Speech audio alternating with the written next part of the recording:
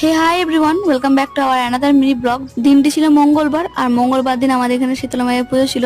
তাই জন্য আমি সকাল সকাল স্নান করে চলে গেছিলাম পুজো দিতে। তারপর পুজো দিয়ে বাড়ি এসে বসে গিয়েছি সবজি কাটতে।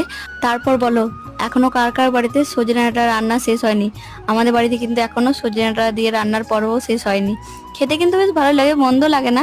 প্রথম প্রথম একটু খেতে বেশি ভালো লাগে, আর এখন যেহেতু একদম বুড়ো বুড়ো হয়ে গেছে তাই জন্য খেতে অতটাও ভালো লাগে না। এরপর ছাদে চলে আসি, কাপড়গুলোকে তুলে ভালো করে গুছিয়ে রেখে দিই।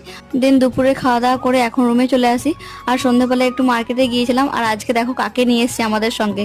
আমার গুবোকে কিন্তু আজকে আমাদের সাথে মার্কেট নিয়ে এসেছি।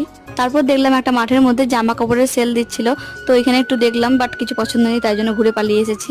তারপর অন্য আরেকটা দোকানে চলে আসি, আর এইখান থেকে এই প্লাস্টিকের র্যাকগুলো বাড়ির জন্য কিনেছিলাম। তারপর আরো যে টুকটাক কাজগুলো ছিল সেগুলো কমপ্লিট করে আমরা এখন বাড়ি চলে এসেছি। সো চলো, আজকের মতো এইটুকুই। দেখা হচ্ছে নেক্সট কোনো মিনি ব্লগে। ততক্ষণ যেন সকলে ভালো থেকো, টাটা।